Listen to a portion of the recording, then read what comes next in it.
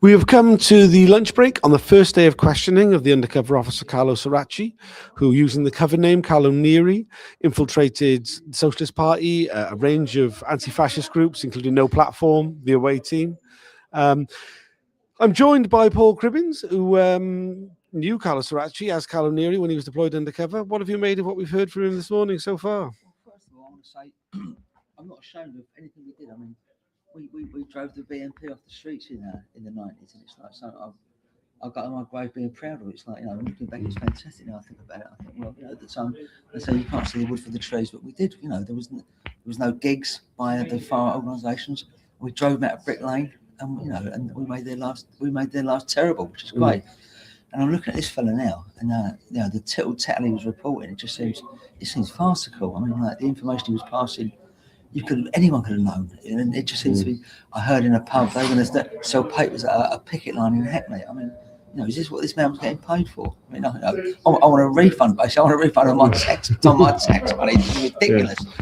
Put a bit close to your mouth. Sorry. Yes, right. Yeah. No, I mean, it has been absolutely banal, some of the reports that we've seen, and he's literally said, "Oh, I handed in a leaflet to the back office, and they've turned this into a report." Or it's like, I was in a pub and I overheard it. Or the best one was like, there was a man with a dog in a pub, and I liked the dog, and I got chatting to him, and he said, and it was, it was all incredibly I mean, second hand would be a bit being generous. It was like third or fourth hand in some cases. No, I mean, every anecdote involves I was in the pub. So basically, the British taxpayer were paying this man to go down the pub and try and sleep with left-wing women. It's like, as I said, if he was on performance-related pay, he'd owe me money. I think this case he didn't come up with anything that couldn't have been found out by my mum. I mean, we never kept anything secret anyway. And this lies about, someone who didn't fit in with the gang was threatened with a pen in a pub. I mean, I was definitely involved in this kind of action, and this never happened. Who would we threaten them with a pen? I mean, that was really ridiculous. I mean, this whole thing. I mean, what we saw was the risk assessment that had come from the SDS, which said very clearly that there had been, by this point, the unit had been in existence for like 30 odd years. There'd never been any physical any physical attacks against undercover officers who'd been exposed in any way. And he said that, that wasn't the impression that he got. That and he said, why did you feel that you were under threat of physical attack? He said, my target group had threatened violence against people in the past. And he said, have you ever witnessed any violence? Oh no, never witnessed any violence. He said, but I was aware of a threat of violence. And is that, well, what was so threatening about it? Oh, they used weapons. And he had to be pushed. What weapon? And he said, well, it was a pen. And I was just like, for God's sake, man. Do you know what I mean? This was just ridiculous. We also saw a report. I mean, one of the last reports that we saw just before we finished for lunch was a report that there was going to be a protest by 3 mums at a nursery. Yeah, I know. I mean, it's absolutely farcical. I mean, as you said, there was someone from the Socialist Party, someone from Unison, and someone from the SWP who were going to protest about Cherry Brett, who know that would have turned up with an armed escort anyway. Funny, I remember seeing Sherry Brett in Euston Station and giving her a load of abuse, but it's what you did in those days. She was Tony Blair's wife, Tony Blair's right-hand man, as it were.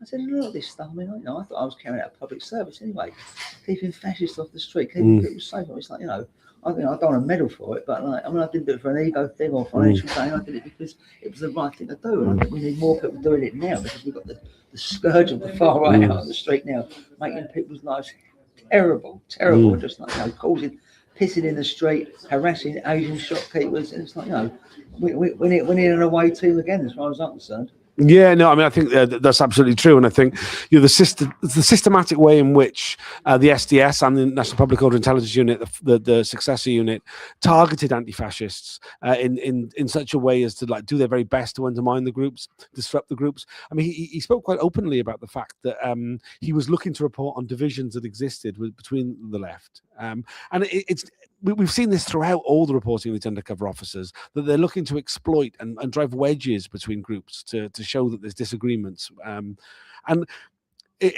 supposedly the whole point of these deployments is to prevent public disorder, but it seems he's getting involved in much more than that. Oh yeah, definitely. It was to find out our mindset and infiltrate our groups. I was a construction worker, and we know they infiltrated the rank and file building work. But that's how basically I got involved in this. But I mean, it just seems every year we celebrate D-Day, how our forefathers went and fought fascists, and it's like, you know, we were fighting fascists, we were doing the same thing. These horrible people who were prepared to commit murder, you know, and terrorise law-abiding tax-paying citizens. We were down there to disrupt their process. Why weren't they infiltrating them? Why weren't they disrupting them? Why are they having a go at us? I mean, you know, I'm a law-abiding citizen. It's like, you know, I'm a socialist. You're allowed to be a socialist in this country, as far as I'm concerned. Yeah, I mean, we have. I mean, from the inquiry, we've seen, you know, repeated long-term deployments by undercover officers into left-wing groups, into anti-fascist groups. We've only seen one example of an undercover officer infiltrating the BNP. He did that for 3 months. Went to one protest, went to one meeting, and then withdrew because he feared that his fellow officers would expose him because they had sympathy for the BNP. And I think that speaks volumes. I didn't know that, and that's absolutely well. I'm not that surprised, but it still sounds disgusting when you actually hear it in cold light. I mean, there is a suggestion that many of the other undercover officers who we're not allowed to hear about, whose deployments are subject to many restriction orders, may well have been infiltrating the far right. We don't know that for sure. It's been very obscured, but there's been no evidence presented in the inquiry of any meaningful.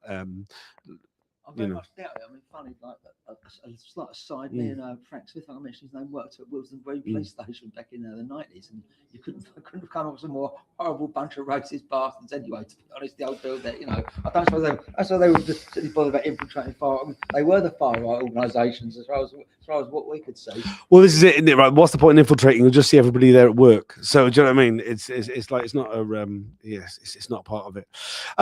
We've started. I mean, so far we've only been looking really at the early reports of the beginning of his deployment, the first year and a half or so. We've also heard a lot of stuff about the conversations he was having with other former and current undercover officers about the nature of the role, about how what was considered acceptable in terms of collateral intrusion, which is a phrase we hear a lot about. It's a lovely expression, collateral. Yeah. Is it collateral? What? Collateral intrusion. Yeah. It's a great expression. I'm going to use that. I'm saying to my wife, any chance I need collateral this weekend, darling? That's basically what it means. Yeah, essentially, yeah. I mean, it's you know, it appears to be a euphemism the police used for having sex with activists or getting very embroiled in the personal lives of activists. And obviously, we know that Carlo Soracchi deceived 3 women into long-term sexual relationships, proposing to one of them, and certainly in 2 of the cases having a getting very involved in the personal family life of the women, going to quite extreme extents to ingratiate himself in their personal lives, way away from like the political activity that they might have been involved in. Unusually for an undercover officer, he has been quite candid about the conversations that he had with other undercover officers about how acceptable that was. Any comment on that? It's a boys' club. As I said, I worked at Wilson Green Police Station, and the notoriously sexist and racist these cops, as we were building, as they thought they could get away with it in front of us. But obviously, me and my friend who were both dining the wall Trotskyists were like, you know, thinking, Jesus Christ, this is what the British police are like. Well, we should know anyway. But yeah, I can imagine it. Like before and all this, and a lot of laughter. It was all a big laugh. You know, what sort of person does that? I mean, you know, oh my God, you know, it's just I can't believe it. 3 women. I know one of them personally. And she's a lovely person. How could you carry out that charade for a long time? You know, you've got the other some water missing out or some horrible devious bottom because it went above and beyond the call of duty as far as I'm concerned. Then it was just about personal gratification and getting one over the lefties. That's what it seems like to me. Yeah, I think you're completely right. We've seen, like as we said in these reports, there's been stuff about people standing for election, stuff that's like blatantly not public order concerns whatsoever. But I assume we'll be getting onto more public order incidents later on, possibly this afternoon, possibly over the next couple of days. He will be giving evidence for 4 days in maximum, maybe only 3. Is there anything particular you're looking forward to hearing more details about? How this information was passed on to third parties, because you know, I was involved in the blacklisting building workers there, and I know a friend of mine who was involved, his name was mentioned today, was very active in combating fascism, and in his blacklisting file that was used by the 46 construction companies, and he's often seen at anti-BNP rallies. What that had to do with him laying bricks on a building site, to this day I will never know. So he was feeding information to the Langs and the Bovies and the Windies, these kind of And these big corporations who have blacklisted us from our legitimate right to organise on building sites. So yeah, I'd like to hear about that.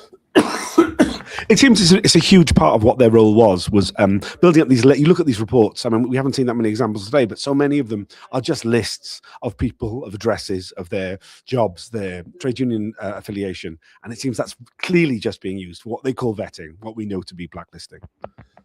Sorry about the cough. And obviously, I mean, it's in their interest to over-egg it and make out we were like, so the description of me on my blacklisting file, I was like across between Arthur Scarlett and Osama bin Laden. I'm not that kind of guy, I'm telling you. Right? Just want to get paid on jobs, things like that. Yeah, so they over-egg it to make it them more important, and obviously so they carried on getting this job. So they say, look, there's nothing to report. They're quite a peaceful bunch of people, like apart from beating up the National Front, beating up the BNP. They go about their lawful lives and they're tax-paying normal people. But they have to make out we're these sinister, dangerous characters. We see it in other organisations. I mean, other organisations will overplay it to try, to make sure they keep getting funded. So that's what I think it's about. A lovely life, down the pub, sleeping with women, and like living sod all, driving about. What a great job. Yeah. I think it's that exaggeration of perceived risk, which seems to be an absolute hallmark of every aspect of what these undercover police did. And we see it right now with the way in which they've engaged with the inquiry. So, I mean, like Carlo Soracchi, we are allowed to use his name finally, but there was a whole time period we weren't allowed to use his real name. It was restricted, even though we all knew it, even though it had been published in a national newspaper. We weren't allowed to say it at the inquiry. So many of the officers, like last week, we had Jason Bishop giving evidence to the inquiry. He did it. That's his cover name. We don't know his real name. It was audio only. We never got to see his face. And it's all about this exaggeration of perceived risk, that somehow they're in danger because of the roles that they had. And it was that they were in danger then, that all these activists were danger to society in some way. As you say, it's all fucking bullshit, isn't it? We were like the Barnum Minoff gang. I mean, I was blatantly open about every Saturday I'd stand there selling papers and I'd go to work and of course I go to work. I mean, I never hid it, we never had a secret cache of weapons or something like that. It was just, apart the pen, obviously. We had a pen, the dangerous pen. The dangerous pen. I mean, one of the, you're wearing some of the merch, which Dave Smith was talking about earlier, that's been created, the away team.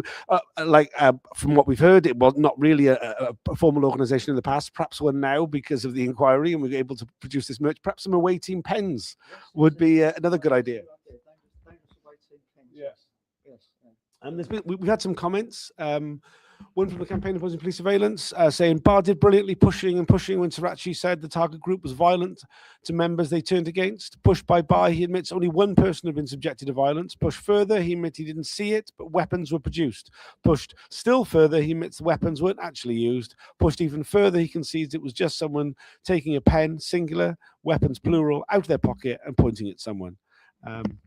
Yeah, I mean, it was a farcical whole exchange, really, where Soracchi was attempting to do this exaggeration of perceived risk, and then it all just fell down when he was being pushed on it.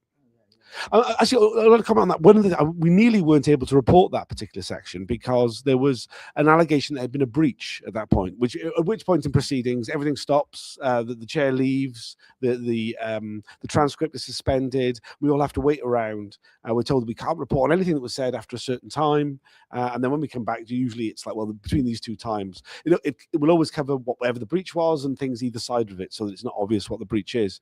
This time it turned out there'd been no breach, but it seemed fairly obvious to me this was another attempt by the Met Police on hearing something embarrassing being said, them go to try and claim that there was a breach in an attempt to try and suppress the information. Obviously, because there's an allegation of a breach, the broadcast is suspended, so no one saw that bit of footage. It was only because we were there in the room and people were writing about it that people know that's what was said. Hopefully, in the fullness of time, it'll be in the transcript, but that might take months. I mean, some of the transcripts have taken ages to come out. This is your first time at the undercover policing inquiry. I'm off work, so I'm not yeah. So I'll come down. So I've got a couple of days off work. But I mean, in terms of engaging with it, I mean, it is incredibly secretive process. Oh God, yeah. Everyone in the country should know about this. Everyone should know about this. It's like, it's all about an infringement of your rights. It's just, we never did anything wrong. No one was ever nicked. That's the thing, no one was ever arrested. No one went to prison for the things we did. We just did we were doing what my grandmother did, chasing fascists off the streets, and that's it. Yeah.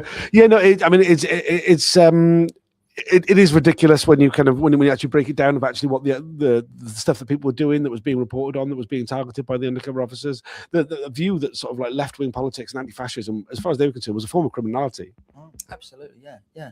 And as I said before, it was like, every year we celebrate VE Day when we finally defeated fascism. And like, that millions of people died fighting fascism. It was a huge achievement. And yet people who want to carry on this tradition are demonized as some sort of like, extremists, and we're not.